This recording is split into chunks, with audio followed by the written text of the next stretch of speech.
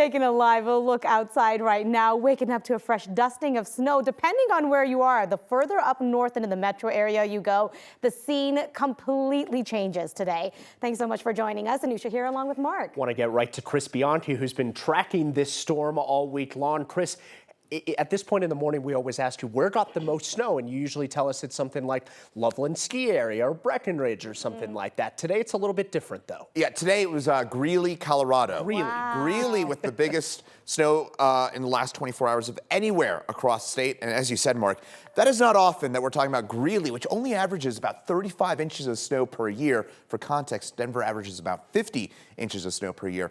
Greeley with its biggest two-day snowstorm since, get this, October of 2009. They picked up a foot of snow up there in Greeley. But let's take a look outside here in Denver right now. About 2 to 3 inches of snow in the heart of the city. A little bit more than that on the west and north sides of the city. That's where we picked up closer to about 4 inches or so of snow, depending on which side of the city you're on.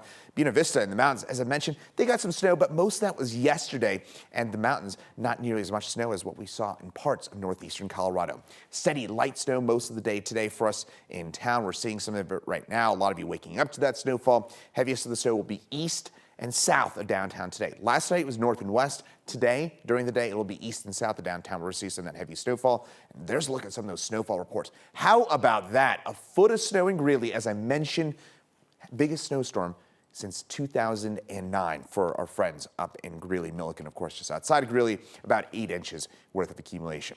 Light snow continues for us at this hour. Most of that snowfall spreading from south to north. Maybe a bit of a breather right now in downtown, but we've got some steadier snow off to our south that'll push its way on in. Northeast Colorado, Fort Morgan, I-76 on north and east to Julesburg. That is a slick drive on this Saturday morning. Really a slick drive everywhere. That snow will pick up today. Heaviest will be south and east of Denver before all of it dissipates for tonight. Closer look in here. Again, south and east sides of the metro area with the highest snowfall amounts for the day today. And then that snow dissipates after about midnight or so tonight. For today, we'll top out around freezing for us. Winds will pick up as we head through the day today, and we'll see that snow continue for us. Now, we've been talking to Steve all day long about how we've seen so much snow for us here in Greeley. What's it actually looking like out there? All right, Chris, we are here in downtown Greeley, and you weren't lying. It's kind of amazing. As you drive into town, it's not much, and then all of a sudden when you get into town, it's a lot. So you can see here on the ground, there's quite a bit of accumulation. They have run a plow through the main street here in downtown Greeley.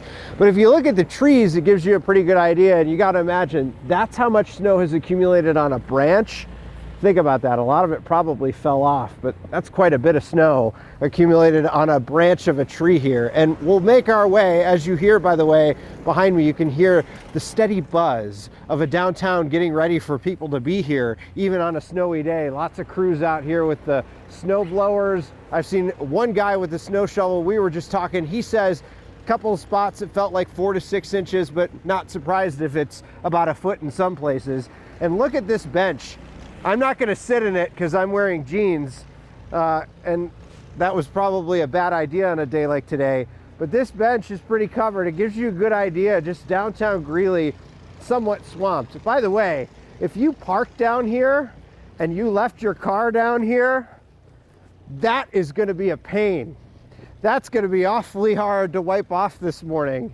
In fact, I think there's a car under here, but this will give you an idea how much snow has fallen in downtown Greeley. I could probably wipe the rest of it off for this poor soul, not just this little bit on the trunk, but I mean, that's about a Stager hand. That's a decent amount of snow in downtown Greeley. We're gonna move around a little bit, see what we find, see what folks are up to here in downtown Greeley, but for now, back to you. Wait, that person's gonna be like, why is there just like this chunk of snow missing on my car? You heard it here first. There's a Stager hand worth of snow I can move more of it off.